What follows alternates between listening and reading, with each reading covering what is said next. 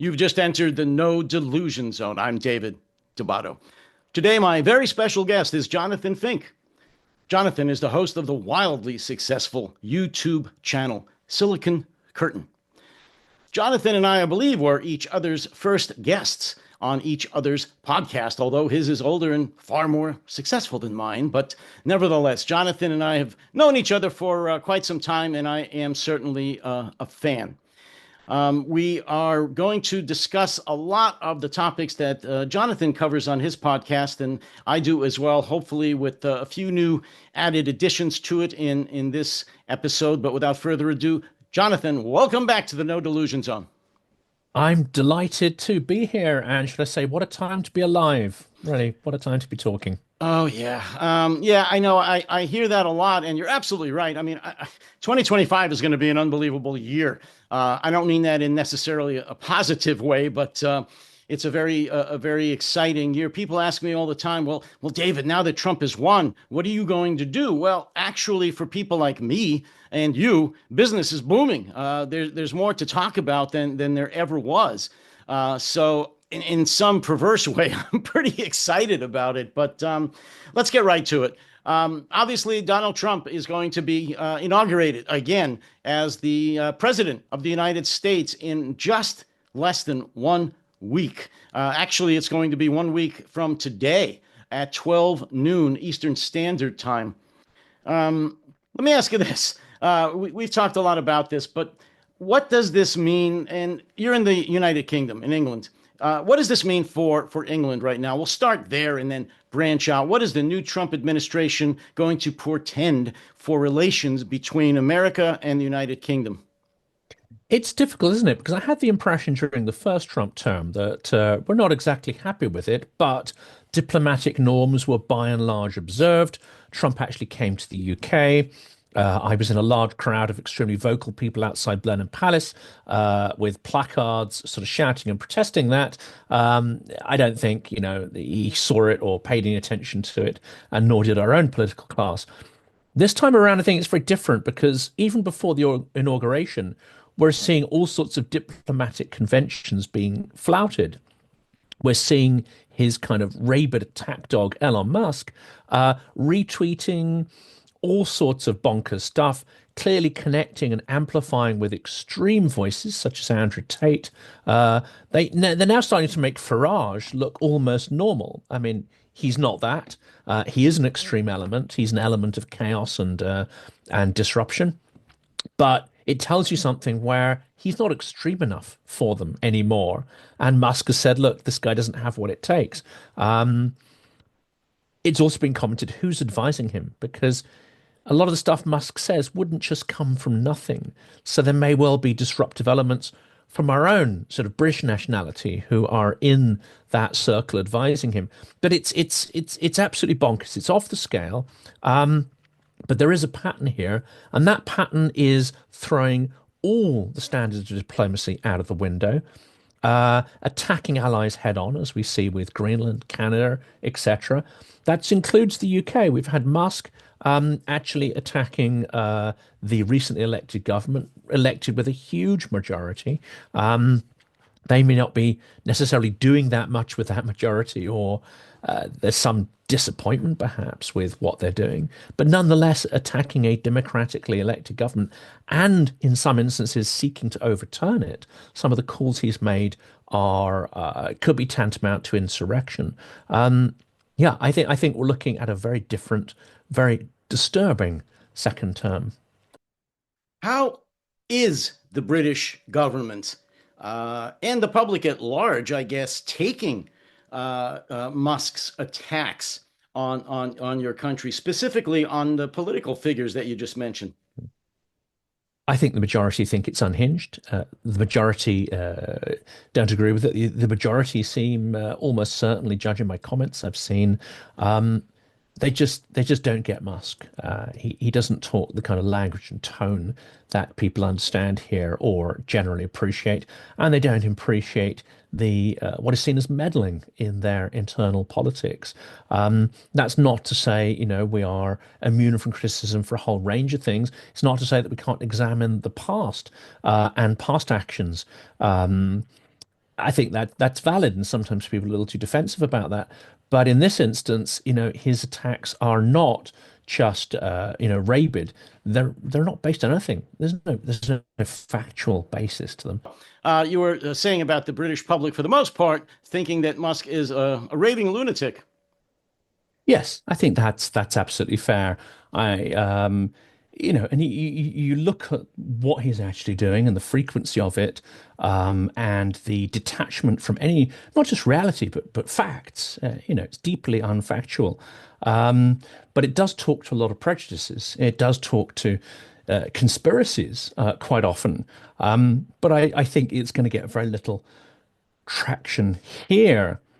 The question is going to be how long is that going to continue into the Trump administration? And, we predicted almost straight after the election that at some point Musk and Trump will fall out. And indeed, behind the scenes, there's some murmurings that, Musk is just too needy. He's always there. He's around.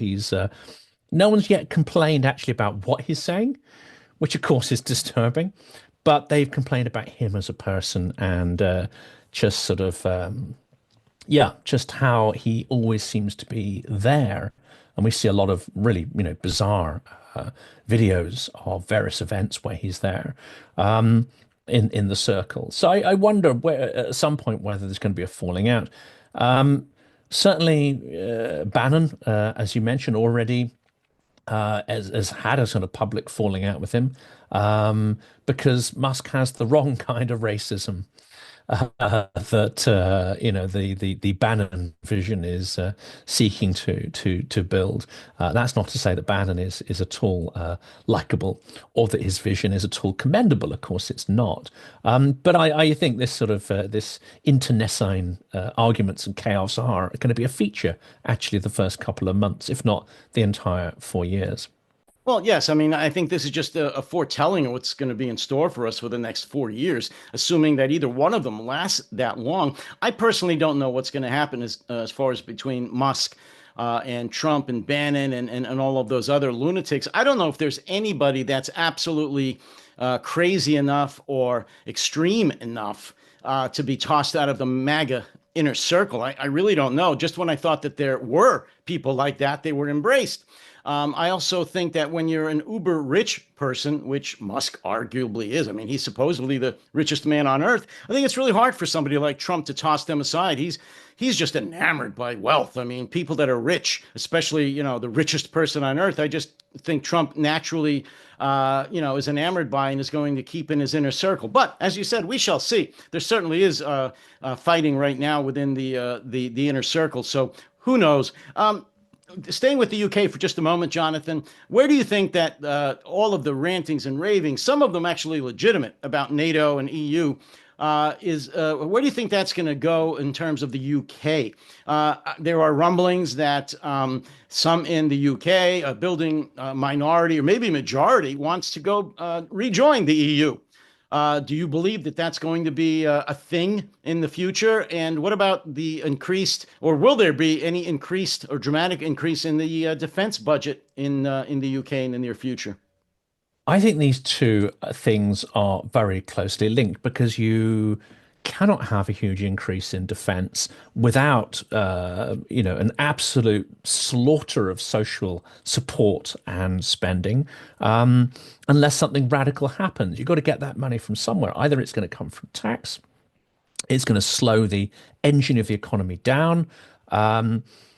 If you do that, and there's going to be an absolute squeals of pain, or you're going to have to sort of change something fundamentally in the economic model. And the only fundamental change that could happen is we rejoin the single market, and that provides a boost to our exports. Even then, the process of rejoining is not something you flick it on and off like a light switch. It's something that takes many years. And of course, we're going to go, if we do go back into Europe, it's not going to be with the incredibly good deal that we actually had. There's going to be a far more, I'd almost say, punitive deal imposed on the UK, even though many will be delighted to have the UK back. And it would take many years of negotiation to do that. Some of the sort of tariffs and so on may be suspended almost immediately to ease things in. But that's the only conceivable way you're going to have a huge increase in the economy.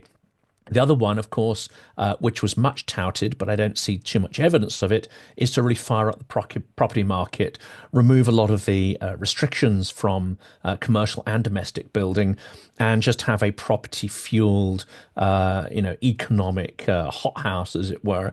But again, I'm not seeing the measures. I mean, this was talked about. And it's one of the few levers the government could exercise almost immediately, possibly, a mass program of public housing being built as well, much like we saw in the Second World War. And through the 60s, which helped to sort of fuel that boom, and it helped remove a lot of impediments from people. It helped upward mobility, getting better quality education, better quality housing. It was a huge engine for the economy. They'd have to do that, but I don't see any signs that they're really sensing the existential struggle that that's being faced. They see the criticism in the media, but there's no real, grappling with the problem. It has apparently been said that the defense review, which they kicked off almost immediately, they've already indicated that some people involved in that, may not be going forward in that process, or their findings may not be appreciated, because rather than the sort of 2.5% to push of GDP, which the UK has moved to this year, people involved in that defense review are saying that at a minimum 3.5% is what we need to go to if we were to have any kind of and this is even minimal defense against Russia and the sort of threats that we're seeing. And that apparently is considered heresy, and the government's not ready to listen to it. So it seems to me that there's some fundamental things that are going to make the government's position in the media extremely insecure as they try to sort of square a circle, which is impossible to do. On the other hand, you've got Trump talking about, looking at NATO as a kind of racket where, yes, we'll protect you, but we get to say, how much you pay in, if you want that in the Russian term, krisha. And 5% is the figure that's been touted there. Behind the scenes, they say 3.5 is kind of what might be deemed acceptable as a final negotiating stance.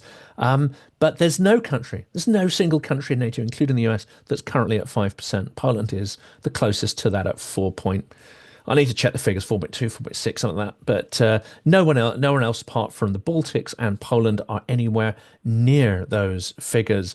And if we were to transform our economy, just imagine the British economy with all the pressures of the health service and everything. If we move to 3.5%, let alone 5%, it's a revolutionary change. And our political leaders have not been briefing the population or the media that this may be required, and they've certainly not been communicating how painful that change would be. So, David, I don't think there's a clear answer or clear thinking on this one. Well, I've been saying what you've been just alluding to for years now, certainly at least since February of 2022, that the major reason that Russia hasn't been defeated in Ukraine is not a lack of weapons, ammunition, training, expertise, or numbers, really. It's a lack of political will.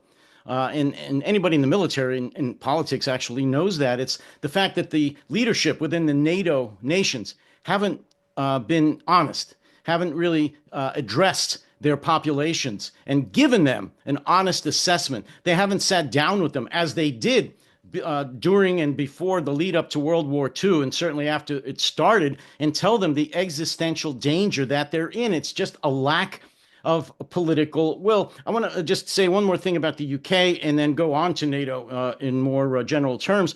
I just read a very interesting article about a country in your sphere of influence, Ireland, who is even in worse shape as far as defense than the UK. They may be, well, they are the worst, I believe, in NATO. They're not in NATO. The worst in Europe in terms of their own defense.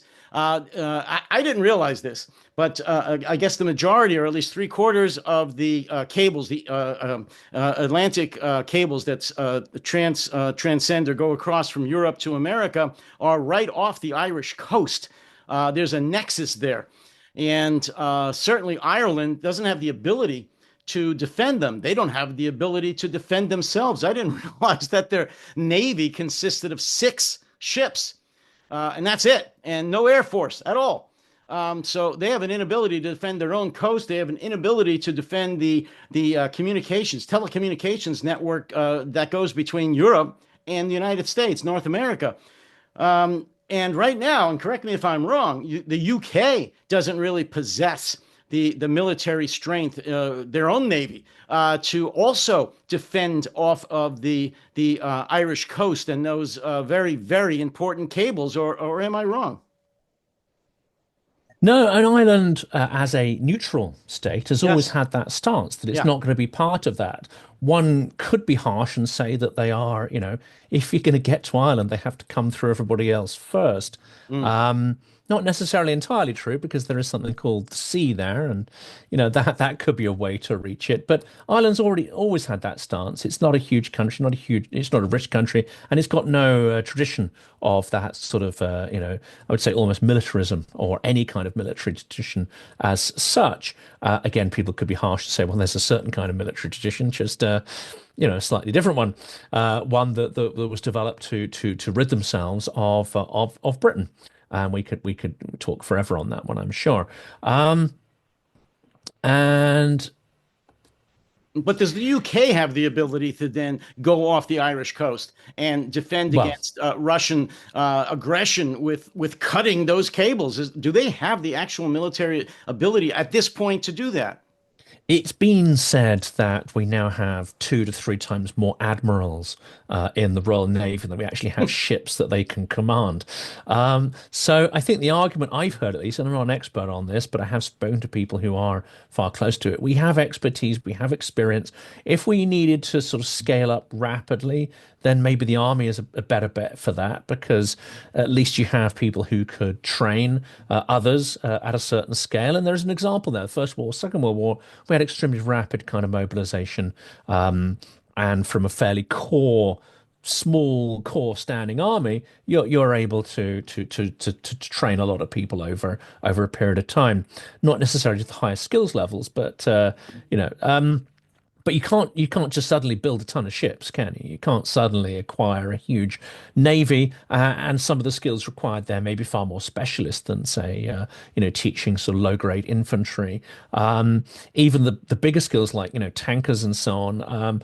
Where are these going to come from at a moment's notice? We don't have the physical land arm, we don't have the tanks and the equipment, the artillery pieces. It's been pointed out that the entire British Army equates to about a week and a half or so of the rate of attrition that the Russian army is experiencing in Ukraine. So it's barely conceivable that we were lost out that long. But again, this isn't my area of expertise. The That criticism can be leveled, but if we were rapidly remobilizing and re-equipping ourselves and investing in the sort of factories and output that would be required, then you could say, okay, maybe. But it's been 3 years now, 3 years of full-scale war in Ukraine. It's been more than 10 years since Crimea was invaded, and I would argue Crimea and the invasion of a sovereign territory, that's the point at which the world order was challenged. And we all stuck our heads in the sand. The US wasn't particularly involved, but they tried to broker the Minsk agreements amongst Europeans.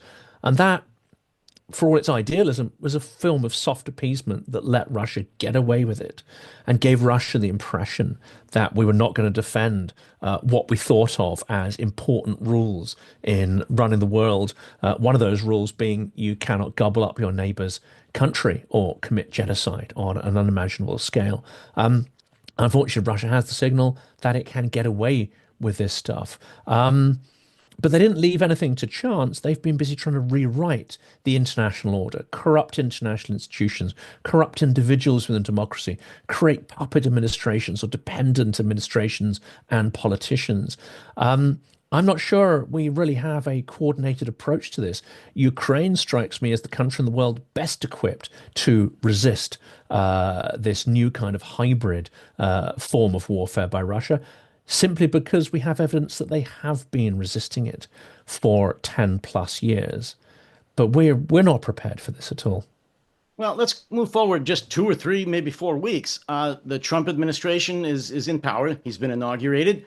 The leadership, as it were, the cabinet is in place, and they've done whatever they're going to do in terms of negotiations. And let's say the result of those negotiations is that Trump decides to give Ukraine to Russia, to Putin, to do pretty much whatever he wants. What do you believe the UK and the rest of NATO is going to do about that? Forget what they're going to do in the future. Let's go forward a month. If Trump says, well, we're not going to help, do whatever the hell you want, which he's actually said verbatim not too long ago to Putin, will the UK, along with the rest of NATO, step forward, or will they pull a Trump and also say, do whatever the hell you want with Ukraine? What do you think? That there's a risk there, but of course the Ukrainians are no longer going to just roll over backwards and say, okay, well, yeah, we can't do anything about this. No, they're going to carry on fighting. I mean, there's no question of that anymore. So I won't say it's immaterial what gets discussed and what gets decided, and especially if Ukraine is not in the room.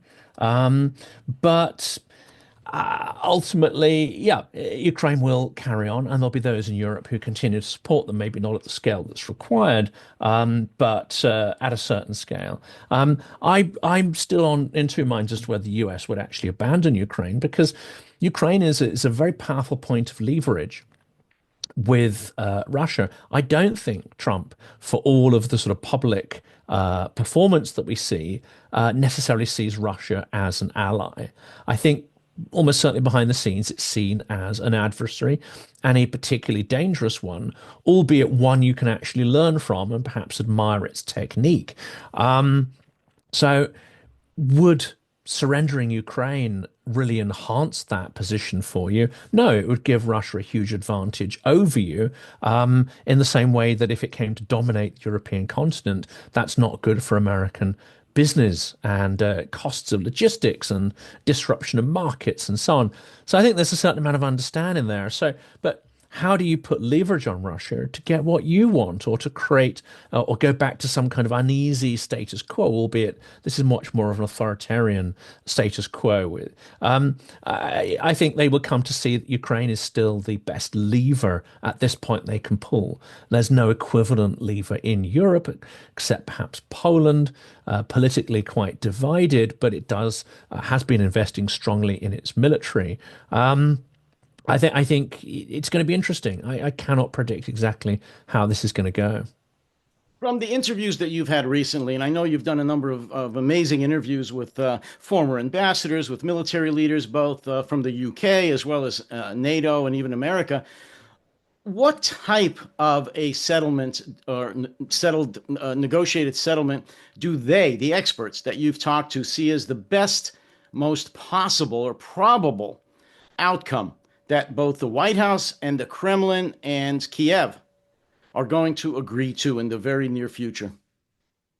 This is tricky, isn't it? Because Ukraine isn't going to want to surrender any sovereign territory, even if there's a de facto recognition that Russia does have control over certain parts of its territory. It's not going to want to cede that and say, look, that is permanent, etc. It's tricky, especially if Ukraine is not part of the negotiation. The question is going to be, are they consulted behind the scenes? I don't think they would agree to anything that is proposed where they're not explicitly part of it. So I fear that there may be this sort of new Yalta type summit. It's what Putin wants. He wants to carve up the world. I think that's his ambition, is to reset the world order, and for the new rules to be very beneficial and very similar to the kind of business model that he operates. And for him, the crowning achievement of that would be a new Yalta between power blocks, being China, the US that is behaving in a far more autocratic fashion, and a US whose perception of the world order is far closer to that of Russia. I think, that would be an event which recognizes that actually these are three adversaries, but they're the ones that may use each other at certain times for benefit, and they may be in direct competition and sometimes even hot competition in other instances. I think this is the world Putin would like to see. He'd love to sort of wipe map or see it descend to civil war. I don't think he himself believes that's necessarily achievable. The next best thing is to be considered an equal. I think this is what this is all about. Russia wants to be feared. Russia wants to be considered part of a very limited number of hegemonic powers in the world, and it wants a seat at the big table. And it does not want to talk to small countries, which it does not see as having their own legitimate concerns and their own sovereignty. So whether he wants to impose conditions on Ukraine, or whether he wants to impose conditions on Europe. He'd much rather do it via the US, who he sees as the puppet master pulling the strings of both of these places. That is really not the reality, of course. The US, as an imperial entity, has used a very soft form of power and a very sort of consensus-led form of power together with its allies in this period, despite being, clearly the most powerful entity amongst those allies. It has not behaved as an arch-imperialist. I kind of fear that that's coming to an end. And this is precisely where Putin wants to end up, with a number of power blocks that behave in a far more autocratic fashion on the world stage. Jonathan, you speak regularly with Ukrainian officials. In fact, you're going to be in Ukraine, in Kiev, very soon.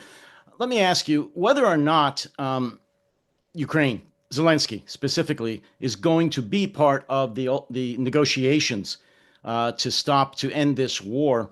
What do you believe are the most concessions that Ukraine would agree to in terms of land or occupied territories in order to agree to any settlement with Russia? I think they will not agree to any kind of transfer of sovereignty. So it will be, there cannot be any recognition by any Ukrainian government that does not want to get overthrown by the people. There can be no recognition of the territories Russia has seized. None. That's impossible. So it Including can only Crimea. be temporarily, including Crimea. Yeah, including. I don't think they would cede Crimea in that sense either. It's very difficult because peace and justice, in my mind, are inextricably linked and linked in the mind of every Ukrainian. They may know that in reality they're not going to get full reparations from Russia, and they're certainly not going to get an admission of culpability.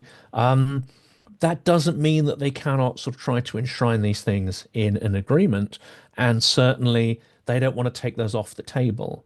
You don't want to say, okay, well, in exchange for peace, we'll exchange land and we'll exchange this and that. I think it'd be far more contingent. It's going to be, if there is going to be peace, and actually I think most of Ukraine, probably including Zelensky, this is not the time. They are under extraordinary pressure, but then so is the Russian economy. And one would have to ask whether actually Putin and indeed even Ukraine at this point are really serious about entering a negotiation that could form peace. And if it does, it's not the kind of peace we recognize. In fact, peace is rather an inappropriate word for it. It's a label I wouldn't want to put on it. What we might see is a cessation of hostilities and discussions around security. But even then, their positions are so far apart. Putin, would he agree to European troops on the ground? Would he agree to the 80% territory of unoccupied territory in Ukraine, excluding four oblasts being part of NATO? No, I mean, he's not going to agree to either of those things. Would he agree to Ukraine going on a massive, armament spike and having Europe, as already is the case, investing massively in the defense industry in Ukraine, doing things there which they find it very difficult to do, in their own territory, which is, ramp up their military production?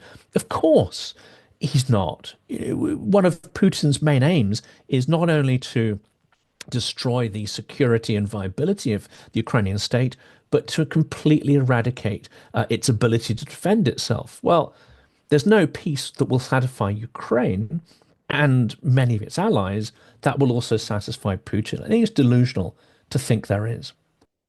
What are you hearing from the people you speak to, the experts, specifically rather, on the Russian economy? There's debates back and forth all the time about whether or not the sanctions are working. What do you hear from the experts you speak to the current state of events in Russia with the economy and whether or not those sanctions and the continuing downward spiral of the Russian economy is going to have any effect on Putin's decision to continue or cease the war in Ukraine, specifically in this year, 2025? Yeah.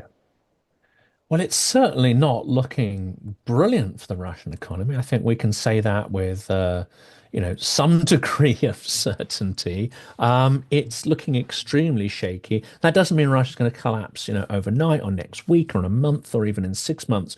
But I think you have to look at this as a probability. A probability of unexpected things happening is increasing. I think we can say that with a degree of certainty.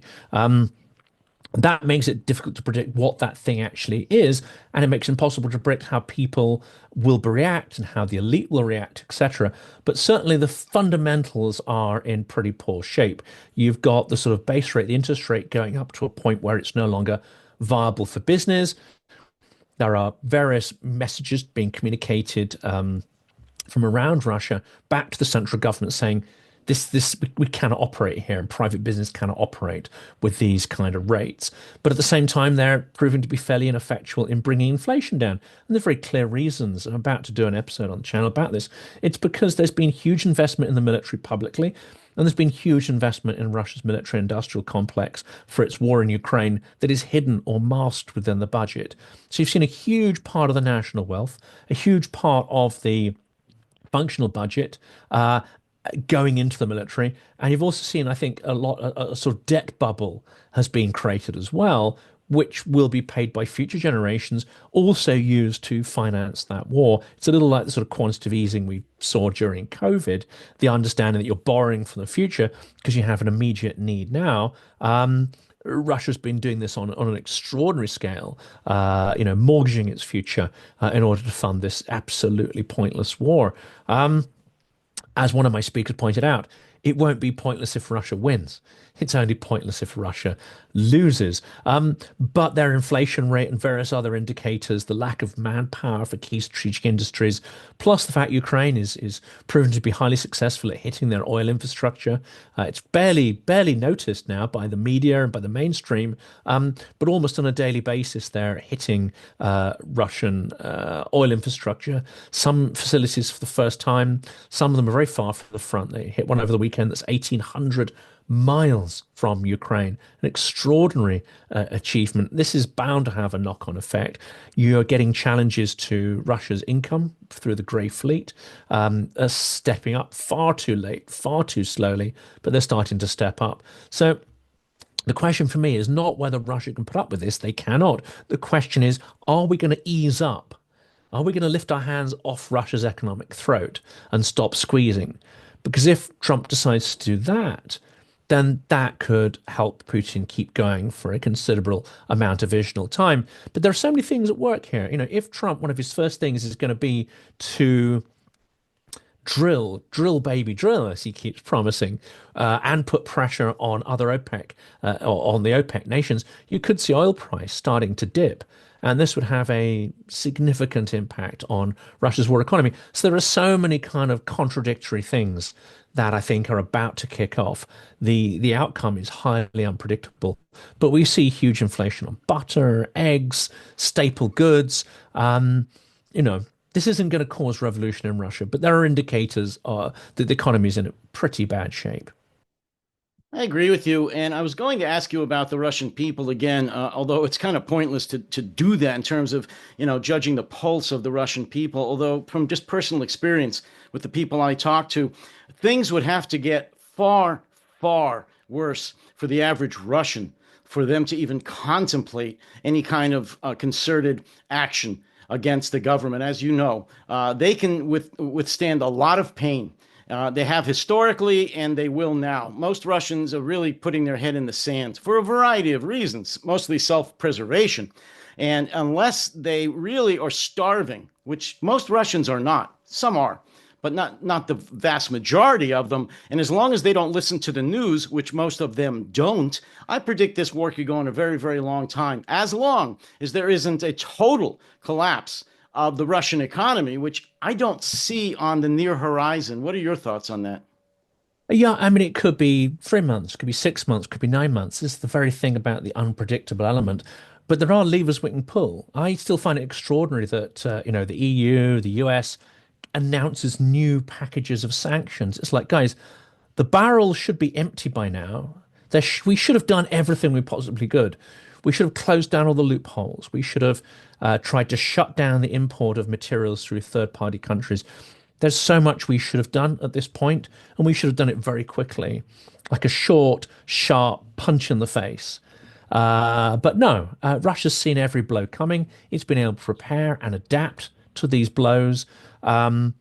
It's like we've sort of trickle-fed antibiotics to a lethal pathogen, and we've allowed it to evolve mechanisms to the point now where even our antibiotics don't work, and these are sort of geopolitical antibiotics. So we've really exacerbated the toxicity through just not dealing with it when we should have, which was arguably 2014. But because we didn't deal with it then, we should have dealt with it pretty rapidly in 2022. A short, sharp defeat for Russia would have potentially ended Putin's regime, and we might not have liked the regime that followed it, but Russia would have been significantly diminished as a military power.